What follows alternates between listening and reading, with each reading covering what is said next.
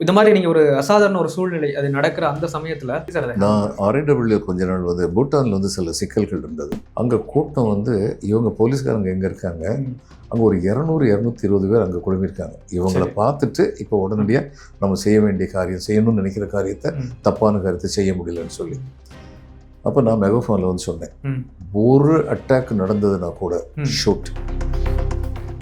இன்னொரு 1.5 மைல் இருக்குல்ல, 1.5 மைலும் இவரை வந்து கையில் விலங்கு போட்டு கூப்பிட்டு போங்க. ஜனங்கள் அத்தனை பேரும் பார்க்கணும். சமூக விரோதிகளுக்கு இந்த அரசு என்ன செய்யுதுன்னு அவங்களுக்கு தெரியணும்.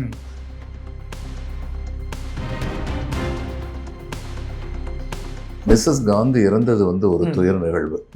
ஆனால் அவங்க இறந்த போது என்னாச்சுன்னா, எப்பயுமே இந்த மாதிரி ஒரு பெருந்தலைவர் ஒருத்தர் இறக்கும் பொழுது மக்கள் மத்தியில் வந்து வருத்தம், துயரம் எல்லாம் வரும். இதை பயன்படுத்தி சில சமூக விரோத சக்திகள் வந்து ஏதாவது இடத்துக்கு போய் லூட் பண்ணுறது இந்த மாதிரிலாம் ஆரம்பிச்சு வருது. அந்த பெண்கள் குழந்தைகளெல்லாம் அங்கே வீட்டிலேருந்து வெளியில் கொண்டு வந்துருங்க. அப்படி வெளியில் கொண்டு வந்ததுக்கப்புறம் ஒரு பீதியை கிளப்புங்க, வீட்டை வந்து போலீஸ்காரங்க வந்து தீ வைக்க போகிறாங்க அவர் பண்ணதுக்கெல்லாம் அப்படின்னு ஒரு பீதியை கிளப்புங்க.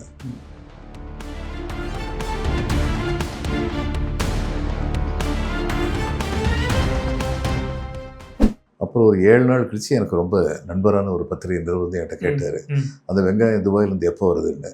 நான் சொன்னேன், வரவே வராது, நான் ஒன்றும் ஆர்டர் கொடுக்கவே இல்லை. ஏன்னா அப்படி ஒரு இதை பீதியை கிளப்பி விட்டா தான் உள்ளே இருக்கிறதெல்லாம் வரும். எத்தனை தூரம் நாங்கள் போலீஸ்காரங்களை வச்சு நாங்கள் போய் ரேட் பண்ணிக்க முடியும். யுனைடெட் ஜென்சி நேயர்கள் அனைவரும் நிகழ்ச்சிக்குள் வரவேற்கிறோம். இன்னைக்கு நம்ம நிகழ்ச்சியில் அரசியல் திறனாய்வாளர், ஓய்வு பெற்ற IAS அதிகாரி திரு பாலச்சந்திரன் அவர்கள் இணைந்திருக்கிறார்கள். அவர்களை நிகழ்ச்சிக்குள் வரவேற்கலாம். சார் வணக்கம். வணக்கம் விஷா. வணக்கம். IAS அதிகாரியா நீங்கள் நிறைய விஷயங்களை ஃபேஸ் பண்ணியிருப்பீங்க உங்களுடைய சர்வீஸ் டைமில்.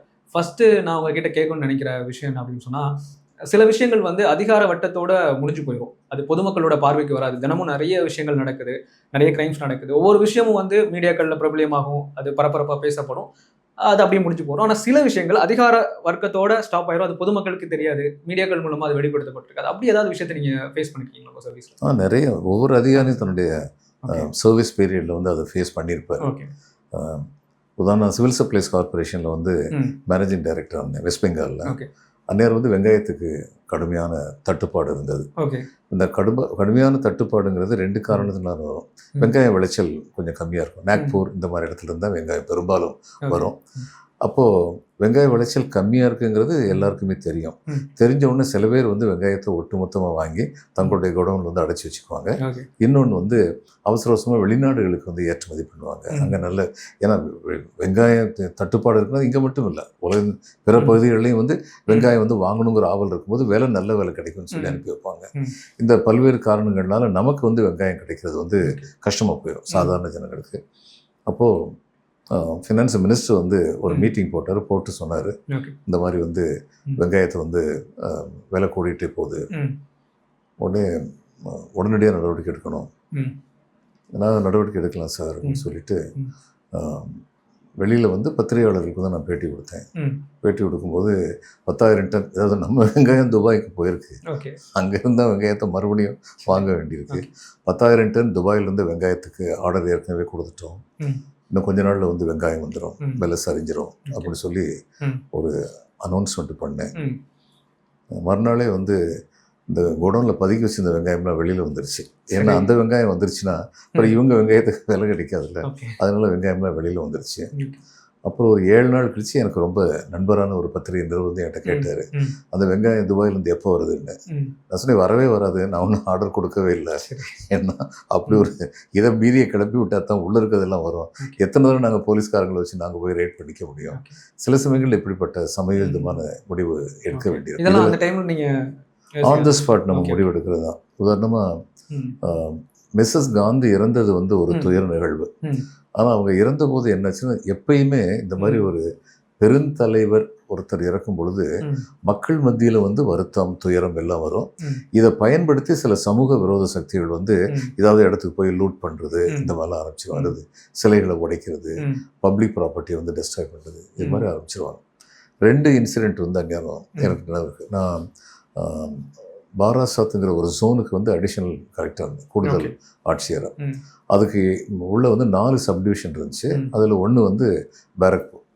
பேரக்பூர் டவுனில் வந்து எனக்கு நியூஸ் வருது, இவங்க பஸ்ஸெல்லாம் போய் அதை எங்கெல்லாம் இவங்க சர்தார்ஜிகள் வந்து டிரைவராக இருந்தாங்களோ அல்லது கம்பெனி அவங்களுடைய கம்பெனியாக இருந்தோ அங்கேயெல்லாம் ஒருத்தர் போய் அட்டாக் பண்ணுறாரு அப்படின்னு சொல்லி முதல் இடம் அட்டாக் பண்ணுறான்னு கேள்விப்பட்டோன்னே அது எந்த இடம்னு வயர்லெஸில் எனக்கு நியூஸ் வந்தது. வந்த உடனே நான் அந்த இடத்துக்கு போனேன். அந்த இடத்துக்கு போனால் அதுக்குள்ளே அவர் அங்கே தாக்குதல்லாம் நடத்தி முடிச்சு 2வது இடத்துக்கு போயிட்டார். போகும்போது சொல்லிட்டு போயிருக்காரு, இந்த இடத்த விட மாட்டேன் நான் சொல்லிட்டு போயிருக்காரு. அப்போ அவங்க சொன்னாங்க 2வது இடத்துல இந்த மாதிரி அந்த இடத்துக்கு போயிருக்காருன்னு. போலீஸ் ஃபோர்ஸ் எல்லாம் கூட்டிகிட்டு நான் விடுவேன் அந்த இடத்துக்கு போனால் அதுக்குள்ளே அந்த இடத்துல முடிச்சு அவர் 3வது இடத்துக்கு போயிட்டார். அதையும் சொல்லிட்டு போயிருக்காரு, 3வது இடத்துல நாங்கள் விட மாட்டோம் எங்களை. இது எந்த விதமான தவறும் இல்லாமல் இன்னசென்ட்டான சிக் பீப்புளை வந்து இந்த மாதிரி பண்ணுறது எந்த விதத்தில் நியாயம் கிடையாது. உடனே என்னுடைய இன்ஸ்பெக்டர் சொன்னார், சார் 3வது இடத்துக்கு போயிருக்கேன் சார், விவரம் தெரிஞ்சு சார், இப்போயே கிளம்பலாம் சார். நான் எதுக்கு போனால் அங்கே போனோம்னா 3வது இடத்துல முடிச்சிருப்பாரு, 4வது இடத்துக்கு போயிருப்பார், அவர் வீடு எங்கே இருக்குன்னு சொல்லுங்கள். உடனே அவர் வீட்டுக்கு போனோடனே நான் சொன்னேன், அந்த பெண்கள் குழந்தைகளெல்லாம் அங்கே வீட்டிலேருந்து வெளியில் கொண்டு வந்துடுங்க. உடனே வெளியில் கொண்டு வந்ததுக்கப்புறம் ஒரு பீதியை கிளப்புங்க, வீட்டை வந்து போலீஸ்காரங்க வந்து தீ வைக்க போகிறாங்க அவர் பண்ணதுக்கெல்லாம் அப்படின்னு ஒரு பீதியை கிளப்புங்க. கையில் வந்து நெருப்பு வந்து வச்சுக்கோங்க, என்ன நெருப்பு வச்சிடக்கூடாது, ஆனால் எல்லாம் ரெடி பண்ணி வைங்க. அதே மாதிரி அவங்க வந்து நெருப்பு வந்து ரெடி பண்ணி வைக்கும்போது ஒரு போலீஸ்கார் என்கிட்ட ஓடி வந்து, சார் இந்த ஒரு பையனை பிடிச்சி வந்து, இந்த பையன் அவனோட சின்ன பையன் சார், அந்த இந்த இவ்வளோ பண்ணிகிட்டு இருக்காங்க, அவன் பயந்தான் சார், ஓட பார்த்தான் சார், விடுவேனா பிடிச்சிட்டேன்னாரு. நான் சொன்னேன், என் பிளானே இந்த பையன் ஓடி போய் அவங்க அப்பாட்ட சொல்லணுங்கிறதான்ப்பா, விட்டுறவனை. உடனே அங்கே போய் சொன்ன உடனே அவருக்கு இப்போ மற்ற இடத்துல போய் அட்டாக் பண்ணுறது மறந்து போச்சு. இந்த தன்னுடைய சொந்த வீடை வந்து தீ வைக்க போகிறாங்கன்னா அவங்க என்ன பண்ணுவாங்க, அடித்து பிடிச்சி ஓடி வந்தார். ஓடி வந்து நான் சொன்னேன், தீப்பந்தத்தை கீழே போடுங்க, இந்த ஆளை வந்து கை விலங்கு மாட்டி என்னை தப்பிச்சு ஓடிடலாம், கை விலங்கு மாட்டி இங்கேருந்து போலீஸ் ஸ்டேஷன் எவ்வளோ தூரம், பேரக்பூர் ஹெட் போலீஸ் ஸ்டேஷன் நினைக்கிறேன், 3/4 மைல் 6 ஃபர்லாங் இருந்தது, வேறு ரூட் இல்லையா அப்படின்னேன். இல்லை இன்னொரு ரூட் இருக்குங்கய்யா, அது வந்து ஒரு 1.5 மைல் வரும் அப்படின்னாங்க. நான் இன்னொரு ரூட்டில் போங்க, ஏன்னா இந்த ரூட்டில் வந்து பஸ் இதெல்லாம் அதிகமாக இருக்க இடம், நீங்கள் ஒரு கூட்டு போனீங்கன்னா அது வேறு தொந்தரவு வரும். இன்னொரு இடம் 1.5 மைல் இருக்குல்ல, 1.5 மைலும் இவரை வந்து கையில் விலங்கு போட்டு கூப்பிட்டு போங்க, ஜனங்கள் அத்தனை பேரும் பார்க்கணும், சமூக விரோதிகளுக்கு இந்த அரசு என்ன செய்யுதுன்னு அவங்களுக்கு தெரியணும். இது வந்து ஒரு புரூட்டல் ஆக்ஷனை கூட சொல்லலாம். நாளைக்கு யாராவது என்னங்க இது இவங்க மிஸ்ஸஸ் காந்தி இறந்து போனது காங்கிரஸ் ஆனது, ஜோதி பாசு தான் சிஎம் இருந்தது. அப்போ இதை பற்றி கிரிட்டிசம் கூட பத்திரிகை பண்ணலாம், நான் அதை பற்றி கவலைப்படல. ஏன்னா எனக்கு வந்து மக்களுடைய பொது சொத்து காக்கப்பட வேண்டும், இவரை எப்படி அரெஸ்ட் பண்ணி தான் செய்யணும், ஓடுறதுக்கான வாய்ப்பு இருக்கும்போது விலங்கு போடுறது சட்டப்படி சரிதான். அப்போ 3/4 மைல்ல நீங்கள் கூட்டு போயிருக்கலாமேன்னு கேட்பாங்க. அங்கே பஸ்ஸு டிரான்ஸ்போர்ட் இதெல்லாம் ஜாஸ்தியாக இருந்தது, அதையும் நான் காரணம் சொல்ல முடியும் எதனால் அந்த பக்கம் போகிறேன். ஆனால் இந்த 1.5 மணி நேரம் நான் சொன்னேன், ஒரு 20 போலீஸ்கார் இவரை சுற்றிக்கிட்டு, அதை சுற்றி இருக்கணும், முன்னாடி ஒரு முகம் தெரியணும் எல்லாருக்கும், இவர் வந்து இது மாதிரி, ஏன்னா அந்த பெரிய தாதா அந்த இடத்துல, இந்த மாதிரி பெரிய தாதாவே விலங்கு போட்டு கூட்டு போகிறான்னா மற்றவங்க கதி என்ன ஆகும்னு சொல்லி தெரியணும் அப்படின்னு சொல்லும்பொழுது அதே மாதிரி அவரை கூட்டு போய் அந்த இதே வந்து இது ஆங்கிலம் சொல்லும், the place called into silence. அது மாதிரி அந்த ஒரு புரூட்டல் ஆக்ஷன் போலீஸ் எடுத்ததுனால மற்றபடி வந்து பொதுமக்கள் மேலே, சாமானியர்கள் மேலே சமூக விரோதிகள் வந்து தாக்குதல் நடத்துறது கம்ப்ளீட்டாக குறைஞ்சிருச்சு. டன்லப் பைபாஸ்ன்னு சொல்லி டன்லப் பிஎஸ் ஒன்று இருந்தது. அந்த டன்லப்புக்குன்னு எதுனாலனா டன்லப் ஃபேக்ட்ரிக்கு மேலே உள்ள இது பிரிட்ஜு, அந்த பிரிட்ஜுக்கு பக்கத்தில் இருந்த போலீஸ் ஸ்டேஷன், அங்கே வந்து இந்த இது மாடு வச்சு ஒரு 300-400 மாடு வச்சு சர்தார்ஜிகள் வந்து ரொம்ப கடுமையான உழைப்பாளிகள், அவங்க மில்க் சப்ளை எல்லாம் பண்ணிட்டு இருந்தாங்க. அப்போ எனக்கு வந்து செய்தி வந்தது, அந்த இடத்துல வந்து ஒரு பெரிய கூட்டமே கூடியிருக்காங்க, அவங்கள வந்து அட்டாக் பண்ண போகிறாங்க. மறுபடியும் அந்நேரம் ஃபோர்ஸ் வந்து அதிகமாக கிடையாது, கையில் இருந்த போலீஸ்காரங்க தான் கூட்டு போக முடியும். ஒரு ஃபோர்ஸ் அங்கே இருக்காங்க, ஒரு ஃபோர்ஸ்னால் 6+2 என்னமோ இருப்பாங்க, 8 பேர் இருப்பாங்க, அவங்க இருக்காங்க, வேறு யாரும் இல்லை. நான் போயிட்டு அந்த இடத்துக்கு போனோன்னே இது இருக்கா, பப்ளிக் அட்ரஸ் சிஸ்டம் இருக்கா அப்படின்னு கேட்டேன். மெகாஃபோன் சொல்லுவோம்ல அது இருந்தது. அங்கே கூட்டம் வந்து இவங்க போலீஸ்காரங்க எங்கே இருக்காங்க, அங்கே ஒரு 200-220 பேர் அங்கே குழுமிருக்காங்க. இவங்களை பார்த்துட்டு இப்போ உடனடியாக நம்ம செய்ய வேண்டிய காரியம், செய்யணும்னு நினைக்கிற காரியத்தை, தப்பான காரியத்தை செய்ய முடியலன்னு சொல்லி. அப்போ நான் மெகாஃபோனில் வந்து சொன்னேன், ஒரு அட்டாக் நடந்ததுன்னா கூட ஷூட், உடனடியாக சுட்டுருங்க, கொஞ்சம் கூட தயக்கம் காமிக்காது, உடனடியாக சுட்டுருங்க சொல்லிட்டு மெகாஃபோனை கீழே வச்சுட்டேன். வச்ச உடனே போலீஸ்கார் வந்து ரொம்ப சந்தோஷமாகிட்டு வந்தார். ரொம்ப தான் அடிச்சாட்டியம் பண்ணுறாங்க சார், எவ்வளோ நாளைக்கு தான் பொறுத்துக்கிட்டு இருக்க முடியும், வர்றானோ இல்லையோ நிற்கிறான்ல 2 ஷாட் படுத்தோம்னா எல்லாம் சரியாக போயிருந்தார். நான் சொல்லி, நான் பயங்கலப்புறதுக்காக தான் சொல்லியிருக்கேன், இருக்கிறது 8 பேர் இருக்கீங்க, அவங்க 220-250 பேர், உங்களை ஓவர் டூ பண்ணுறதுக்கு எவ்வளோ நேரம் ஆகும், உங்களை வந்து அவங்க தே கேன் லிஞ்ச் யூ. அதனால வந்து இந்த பயத்தில் அவங்க இருக்கட்டும். அதுக்கு இடையில அடிஷனல் எஸ்பி எனக்கு சொல்லியிருக்காரு, வயர்லெஸில் ஃபோர்ஸ் வந்து அடிஷனல் ரீஇன்ஃபோர்ஸ்மெண்ட் வருதுன்னு சொல்லியிருக்காரு. அது வந்ததுக்கப்புறம் நமக்கு நிலைமை சரியாக போயிடும். அதே மாதிரி கொஞ்ச நேரத்தில் அவர் ஹி வாஸ் வெரி குயிக். சைன் முகர்ஜின்னு என்னுடைய அடிஷனல் எஸ்பி இருந்தார், வெரி எஃபிஷியன்ட் ஆஃபீஸர். கொஞ்ச நேரத்தில் வந்து ஒரு பெரிய ஃபோர்ஸ் வந்தது.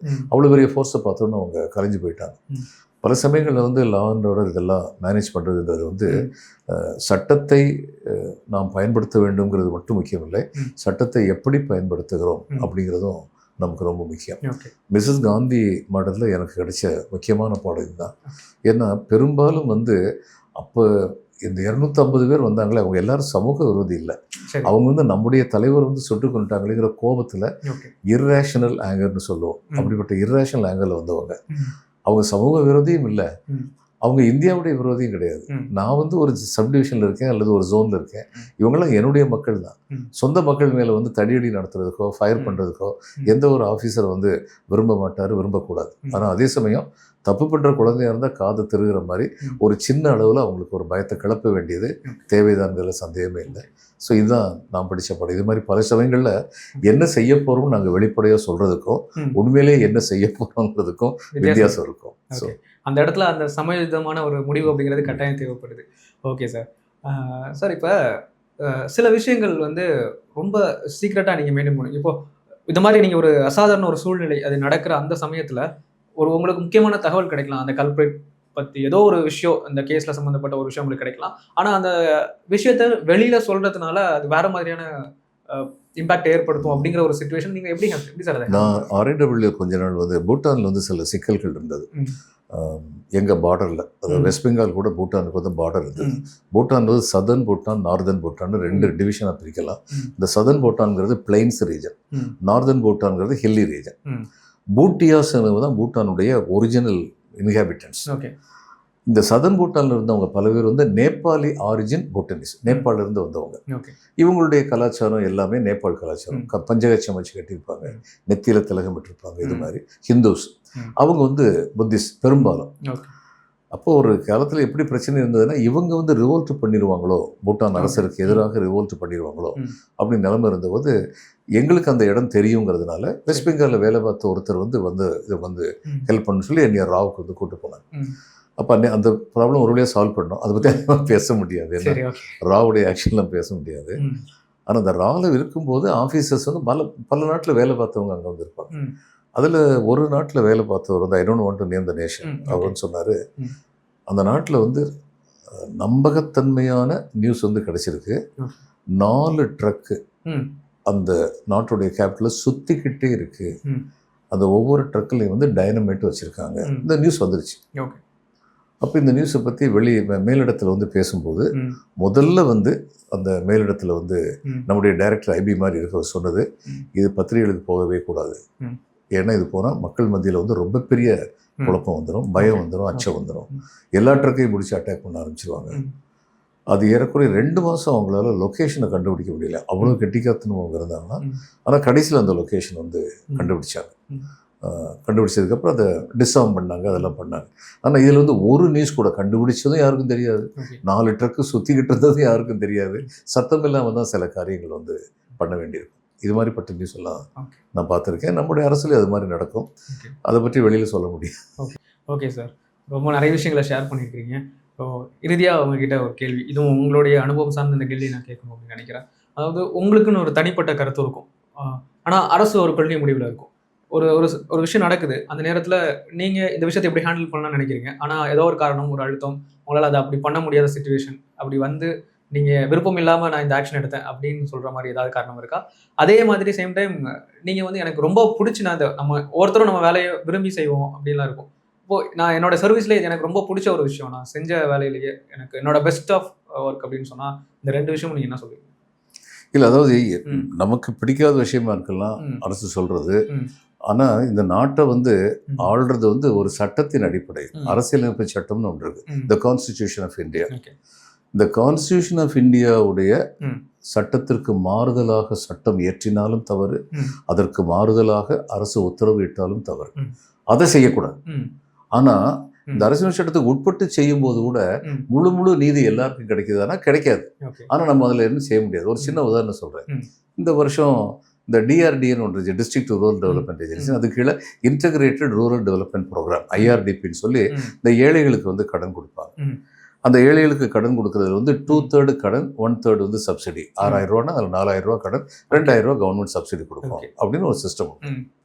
இப்போ இதில் வந்து வெஸ்ட் பெங்கால் வந்து என்னம்னா எல்லாம் வந்து பீப்புள்ஸ் ரெப்ரசன்டேட்டிவ், மக்கள் பிரதிநிதிகள் தான் முடிவு பண்ணு சொல்லி பெனிஃபிஷரிஸ், இந்த பயனீட்டாளர்கள் இருக்காங்கல்ல, அவங்கள சூஸ் பண்ணுற அதிகாரத்தை வந்து எலெக்டட் பஞ்சாயத்து சமிதி கொடுத்தாங்க.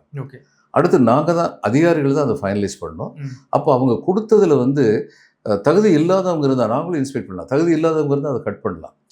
இப்போ எங்கே வந்து தொந்தரவு நடக்கும்னா, ஒரு 4,000 பேர் இருக்காங்க என்னுடைய சப்டிவிஷனில், இந்த மாதிரி பயன்பெறுவதற்கு தகுதியானவர்கள். அதில் 3,000 பேர் வந்து CPM சப்போர்ட்டராக இருக்காங்க, 1,000 பேர் காங்கிரஸ் சப்போர்ட்டராக இருக்காங்க. இவங்க இந்த 3,000 மட்டுமே லிஸ்ட்டு கொடுத்தா நான் ஒன்றுமே செய்ய முடியாது. ஏன்னா தகுதியானவங்களுக்கு தானே கொடுத்தாங்க, நான் எப்படி அதை எதிர்த்து பேச முடியும்? அப்போ மனசில் வந்து ஒரு கஸ்டமருக்கு இது அநியாயமாக இருக்குது, அவங்களையும் பார்த்துருக்க வேண்டாமா? அந்த நேரத்தில் நம்மளால் ஒன்றும் ஹெல்ப் பண்ண முடியும். அந்த மாதிரி சந்தர்ப்பங்கள் இருந்திருக்கு. ஆனால் மற்றபடி அதுக்கும் வழிமுறைகள் இருந்தால் அதையும் மீறி செய்கிறதுக்கு இவர் முகமது ஷோராப்னு ஒரு ஹெட்மாஸ்டர் ஒருத்தர் வந்து MLA-வாக இருந்தார்.